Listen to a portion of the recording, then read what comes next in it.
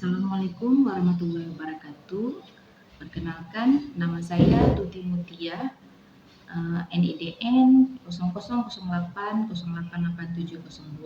Saya salah satu dosen akuntansi di Fakultas Ekonomi Universitas Samudra. Saya akan menyampaikan rencana pembelajaran semester mata kuliah perpajakan 1 yang saya ampu dengan kode mata kuliah EKA 232. Untuk deskripsi mata kuliah ini bertujuan untuk membahas berbagai peraturan perpajakan yang berlaku serta pengaruh perusahaan dan penyajian kewajaran penyajian laporan keuangan suatu perusahaan. Pembahasan ini tidak hanya menekankan pada peraturan perpajakan saja, namun juga bagaimana aplikasi pada peraturan perpajakan itu diterapkan dalam perusahaan. Kemudian diharapkan mahasiswa dapat melakukan analisis terhadap transaksi perusahaan yang berkaitan dengan perpajakan serta bagaimana menyajikannya dalam laporan keuangan. Untuk capaian pembelajaran mata kuliah ada beberapa, salah satunya mampu menunjukkan moral, etika, norma, dan kepribadian yang baik selama mengikuti perkuliahan, mampu belajar secara mandiri dan kelompok dalam menyelesaikan tugas-tugas yang diberikan, mampu memahami dan menjelaskan dasar-dasar perpajakan, mampu menelaah konsep perhitungan perpajakan. Untuk capaian pembelajaran program studi, yang pertama, memahami penjelasan kontrak kuliah dan aturan perpajakan. Yang kedua, menjelaskan dan mengetahui syarat dan pengelompokan pajak. Yang ketiga, menjelaskan administrasi dan upaya hukum perpajakan. Yang keempat, menjelaskan dan mengetahui pajak dan retribusi daerah. Yang kelima, menjelaskan dan mengetahui pajak penghasilan umum. Yang keenam, menjelaskan dan mengetahui pajak penghasilan untuk pasal 4 ayat 2. Yang ketujuh, menjelaskan dan mengetahui pajak penghasilan pasal 21. Yang kedelapan, menjelaskan dan mengetahui pajak penghasilan 22. Yang kesembilan, menjelaskan dan mengetahui pajak penghasilan pasal 23. Yang kesepuluh, menjelaskan dan mengetahui pajak penghasilan pasal 24. Yang ke-11, menjelaskan dan mengetahui pajak penghasilan pasal 25. Model pembelajaran dalam sistem perpajakan ini yaitu menggunakan problem based learning. Metode pembelajarannya menggunakan diskusi, ceramah, latihan untuk penyelesaian soal-soal kasus. Media pembelajaran, karena ini bersifat daring, maka media pembelajaran yang digunakan menggunakan Zoom dan Classroom.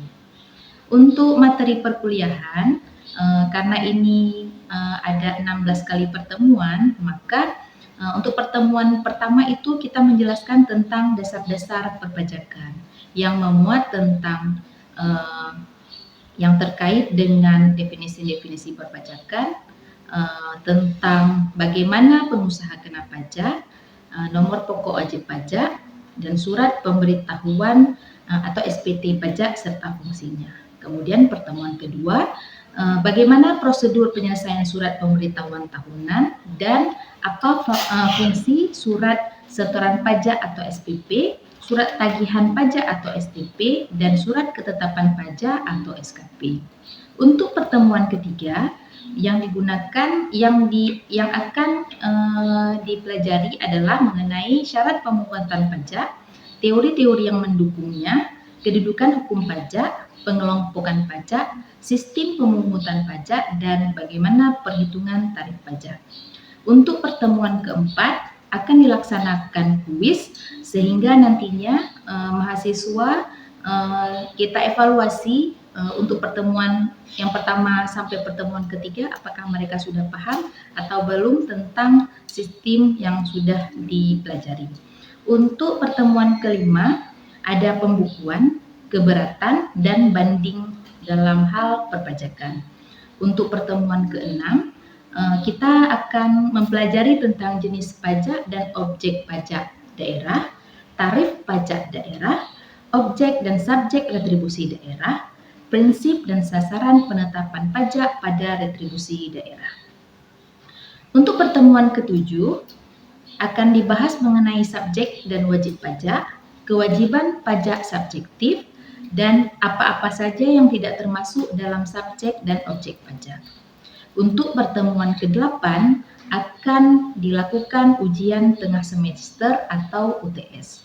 Untuk pertemuan 9 akan dilakukan pelajaran mengenai dasar pengenaan pajak, cara menghitung pajak penghasilan kena pajak, akan dihitung besarnya penghasilan tidak kena pajak dan bagaimana cara perhitungan tarif penghasilan tidak kena pajak itu sendiri. Untuk pertemuan ke-10 akan dipelajari konsep dasar pajak untuk penghasilan pajak pasal 4 ayat 2, bagaimana karakteristiknya, tarif pajaknya, dan bagaimana tarif pajak penghasilan atas hadiah. Untuk pertemuan ke-11 akan dipelajari mengenai definisi konseptual dari pajak penghasilan 21, wajib pajak dan dari pajak penghasilan 21, apa-apa saja yang tidak termasuk wajib pajaknya, objek pajaknya, pengecualian pajak penghasilannya, dan bagaimana tarif pajak penghasilannya. Untuk pertemuan ke-12 akan dipelajari konseptual dari pajak penghasilan pasal 22, wajib pajaknya, pihak-pihak yang memungutnya, serta objek dan bukan objek pajak penghasilan pasal 22. Untuk pertemuan ke-13 akan dipelajari tentang konsep pemotongan pada pajak penghasilan pasal 23, pihak yang berkewajiban untuk melakukan pemotongannya, pihak mana saja yang dikenai pemotongan pajaknya, objek pajak penghasilannya, dan tarif serta cara perhitungan pajak penghasilan pasal 23. Untuk pertemuan ke-14 akan dipelajari tentang definisi konseptual dari pajak penghasilan pasal 24, penggabungan penghasilan pajak di luar negeri, batas maksimum kredit pajak luar negeri, jenis dan sumber penghasilan yang terutang di luar negeri, prinsip-prinsip pengkreditan pajak di luar negeri, serta bagaimana permohonan pengkreditan pajak di luar negeri. Untuk pertemuan ke-15, akan dipelajari tentang konsep angsuran pajak penghasilan pasal 25, prinsip-prinsip dalam angsuran pajak penghasilan pasal 25, hal-hal tertentu untuk penghitungan besarnya angsuran pajak penghasilan pasal 25, dan bagaimana cara umum menghitung besarnya pajak penghasilan pasal 25. Kemudian pada pertemuan terakhir yaitu pertemuan 16 akan dilakukan ujian akhir semester untuk mengevaluasi bagaimana mahasiswa ini setelah mempelajari segala sesuatu yang berhubungan dengan perpajakan. Untuk kriteria penilaian akan diberikan penilaian untuk kehadiran, tugas, UTS, dan UAS. Untuk kehadiran akan diberikan 10% dari total keseluruhan, untuk tugas akan diberikan nilai 20%, UTS 30%, dan UAS atau ujian akhir semester akan diberikan 40%.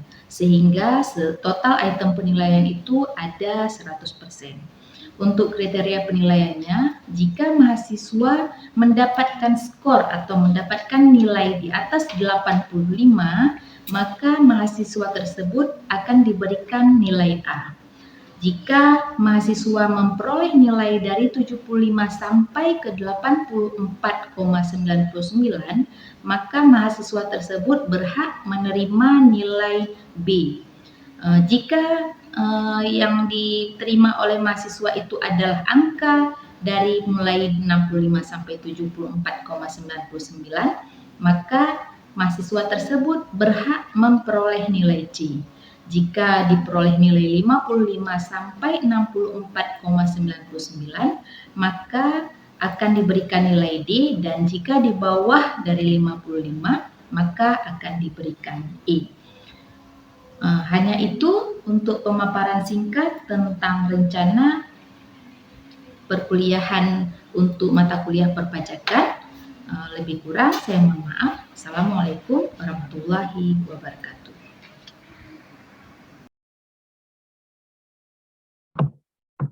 Assalamualaikum warahmatullahi wabarakatuh.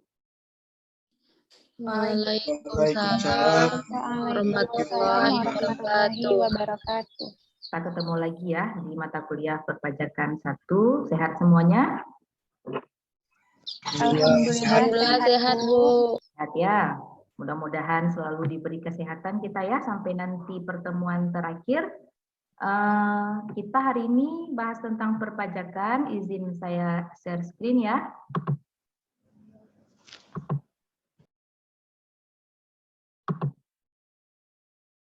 Kelihatan semuanya? Kelihatan, Bu. Kelihatan ya. Baiklah.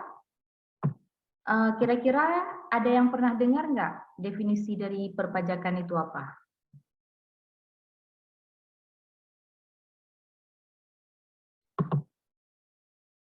Ada yang tahu nggak apa itu perpajakan? Pernah dengar nggak kata-kata pajak itu apa?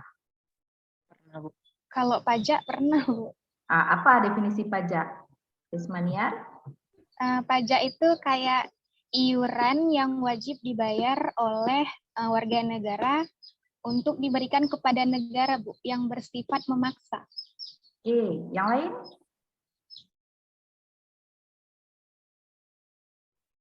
Yang lain? Saya, Bu. Siapa? Radisa, Bu. Pajak adalah pungutan wajib bersifat memaksa dan manfaatnya tidak dirasakan secara langsung, Bu. Oke, yang lain?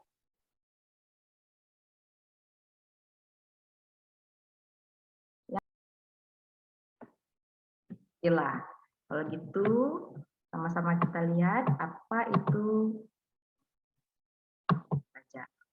Ya, pajak itu kalau menurut Undang-Undang Nomor 16 Tahun 2009 itu yang sudah diubah menjadi Undang-Undang Nomor 6 Tahun 1000 dari perubahannya dari Undang-Undang Nomor 6 Tahun 1983 itu adalah kontribusi wajib kepada negara yang terutang oleh orang pribadi atau badan, sifatnya memaksa, dengan tidak mendapatkan imbalan secara langsung, digunakan untuk keperluan negara bagi sebesar-besarnya kemakmuran rakyat.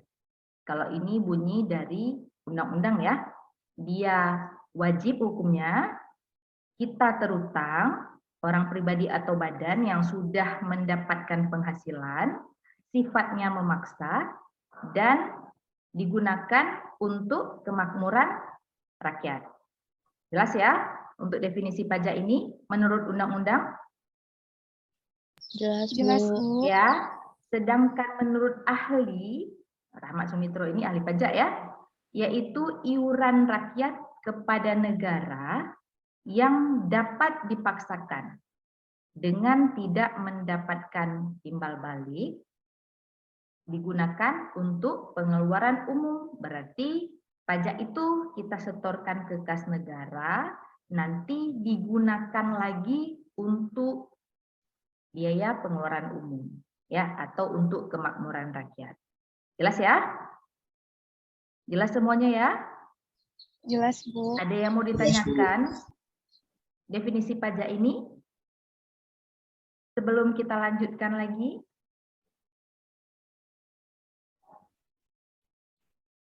Ada yang mau ditanyakan? Jelas semua? Jelas, Bu. Oke, kita lanjutkan ya. Kalau gitu apa sih fungsi pajak? Fungsi pajak ini ada dua ya. Yang pertama fungsi sebagai anggaran, seperti yang saya bilang tadi ya, salah satu sumber dana dari pemerintah untuk membiayai pengeluaran-pengeluarannya. Berarti kita bayar pajak itu akan digunakan oleh pemerintah untuk membiayai pengeluaran-pengeluaran. Apa itu pengeluaran? Nanti kita bahas di selanjutnya. Ya. Terus yang kedua itu fungsinya mengatur. Berarti dia sebagai alat untuk mengatur atau melaksanakan kebijaksanaan pemerintah dalam bidang sosial dan ekonomi. Jadi fungsi pajak itu ada dua, yang pertama fungsi anggaran, yang kedua fungsi sebagai pengatur. Jelas ya? Jelas, Bu. Kedudukan pajak, pajak itu ada kedudukannya. Yang pertama itu hukum perdata, yang kedua itu hukum publik. Kalau hukum perdata itu mengatur hubungan antara satu individu dengan individu lainnya. Sedangkan yang publik itu hubungannya antara pemerintah dengan rakyatnya. Jadi kalau hukum perdata ini dibuat supaya tidak ada kesalahpahaman antara satu individu dengan individu lainnya.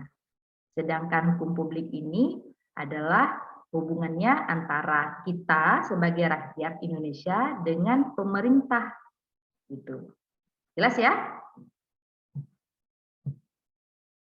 Kemudian untuk pengelompokan pajak. Jadi pajak itu akan dikelompokkan berdasarkan golongannya, sifatnya, pemungutnya, dan lain-lain gitu ya. Ini akan kita bahas satu persatu. Yang pertama itu menurut golongan. Kalau menurut golongan itu pajak dibagi menjadi dua, pajak langsung dan pajak tidak langsung. Kalau pajak langsung itu pajak yang harus ditanggung oleh wajib pajak itu sendiri dan tidak bisa dibebankan atau dilimpahkan kepada orang lain. Ini contohnya seperti pajak penghasilan. Misalnya, saya punya penghasilan sebesar 1 juta atau sebesar 3 juta.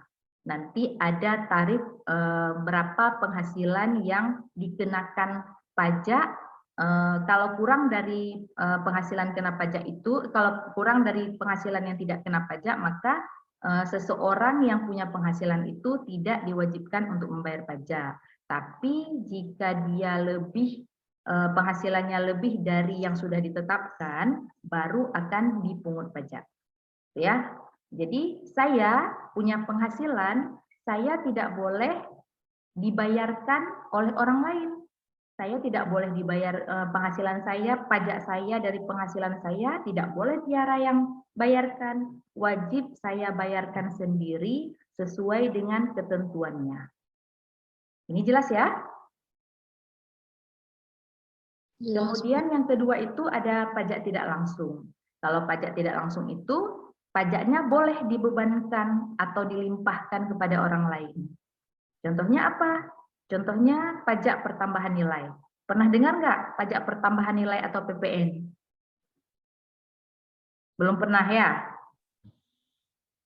Pajak pertambahan nilai atau PPN itu misalnya siapa? Risma. Risma pernah makanlah di kafe kan? Pernah? Pernah, Bu. Pernah. Begitu Risma bayar untuk apa yang Risma makan atau minum, itu pasti akan dibebankan pajak di dalamnya. Jadi si pemilik kafe mengambil pajak dari apa yang Risma makan atau minum. Jadi misalnya harga sebenarnya 1 gelas teh itu katakanlah 10.000. Asumsikan 10.000. Tapi yang Risma bayar bukan lagi 10.000, menjadi 11.000. Kenapa? Karena ada pajak pertambahan nilai di dalamnya. Itu 1.000 itu akan dibayarkan oleh pemilik kafe ke kas negara. Jelas ya? Untuk pajak pertambahan nilai?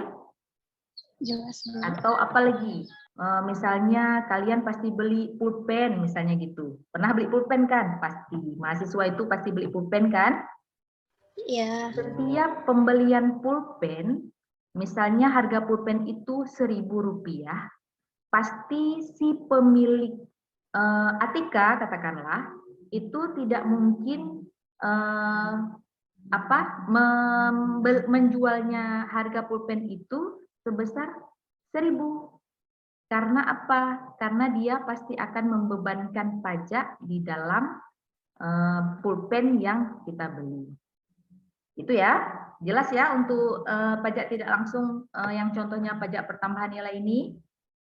Jelas, Bu. Jelas, Bu. Terus yang kedua itu, kalau yang pertama itu menurut golongannya, yang kedua itu menurut sifatnya. Kalau menurut sifatnya itu ada pajak subjektif dan pajak objektif. Kalau pajak subjektif itu pajak yang berdasarkan pada subjeknya.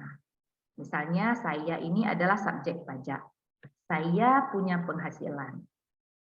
Pajak penghasilan saya itu akan melekat pada saya. Gitu ya. Akan melekat pada siapa yang dikenakan pajak. Jelas ya? Kalau pajak objektif, itu pajak yang berdasarkan objeknya. Dia nggak memperhatikan wajib pajak. Dia yang dia perhatikan adalah objeknya. Apa contohnya? Pajak pertambahan nilai dan penjualan atas barang mewah. Putri membeli katakanlah mobil. Itu ya. Putri membeli mobil. Untuk pajak objektif yang dibayar itu adalah mobilnya. Bukan karena Putri yang membeli. Jadi pajak objektif ini adalah yang diperhatikan itu bukan si wajib pajaknya, tapi ke objeknya. Apa objeknya? Objeknya itu adalah mobilnya. Bagaimana jenis mobilnya? Sandro punya 2 mobil. Mobil A dan mobil B. Apakah pajak kendaraan mobil A dan mobil B itu sama? Beda. Tidak kan? Pasti akan Beda, Bu. berbeda. Padahal yang punya itu Sandro. Makanya disebutkan pajak objektif ini yang dilihat adalah objek pajaknya, jenis barangnya. Biarpun pemiliknya satu orang, tapi kalau jenis objeknya itu berbeda, maka akan dikenakan pajak yang berbeda. Ini jelas ya? Jelas, Bu. Oke, kita lanjutkan. Kemudian menurut lembaga pemungutnya, ini ada 2, ada pajak pusat atau pajak pemerintah dan pajak daerah. Kalau pajak pusat itu jelas juga ya, seperti yang tadi pajak penghasilan, saya akan mengeluarkan pajak saya untuk disetorkan ke kas negara yang diambil ke pusat, yang dipergunakan untuk kebutuhan rumah tangga negara. Terus kalau pajak daerah, yang dipungut adalah untuk membiayai daerah atau membiayai provinsi. Kemudian kalau satu lagi ada juga pajak hotel atau pajak restoran. Ini jelas ya, juga karena hotel atau restoran itu berada di kabupaten atau kota, juga kepunyaannya daerah. Jelas ya? Jelas, Bu. Oke, Jelas, kita Bu. lanjutkan ke tarif pajak. Tarif pajak itu ada 4. Tarif pajak sebanding atau proporsional, tarif tetap, tarif progresif, dan tarif degresif. Kalau yang sebanding itu adalah yang sifatnya tetap. Jadi mau berapapun jumlah yang dikenakan pajak, nilainya akan proporsional, akan tetap, akan sama gitu. Seperti yang saya jelaskan tadi, misalnya siapa tadi? Putri makan di kafe menghabiskan 10.000. Kalau PPN-nya 10%, maka berapa yang harus dibayar oleh Putri? 11.000, Bu. 11.000, karena 1.000-nya untuk PPN. Sedangkan katakanlah Tiara menghabiskan uang sebesar 20.000. Berapa yang harus dibayarkan? 21, Bu. Kalau PPN-nya 10%, 22 ya, Bu? 22, Bu. Ya, 22.000. Jadi dia proporsional sesuai dengan apa yang kita dikenakan pajak. Kalau sedikit dikenakan pajak, maka akan sedikit dikeluarkan. Jadi dia bergantung dari berapa yang kita keluarkan. Itu ya. Kalau misalnya kita dikenakan pajak 10.000, maka akan dikenakan PPN 1.000. Kalau kita dikenakan pajak 20.000, maka kita akan membayar PPN 2.000, begitu seterusnya. Jadi dia proporsional sesuai dengan berapa jumlah yang dikenakan pajak kepada kita. Ini jelas ya? Terus yang kedua itu yang tarifnya tetap. Jadi tarifnya itu sama berapapun jumlah yang dikenakan pajak. Contohnya apa? Materai. Materai itu dulu ada materai 3.000 dan 6.000, ya. Ya, Bu.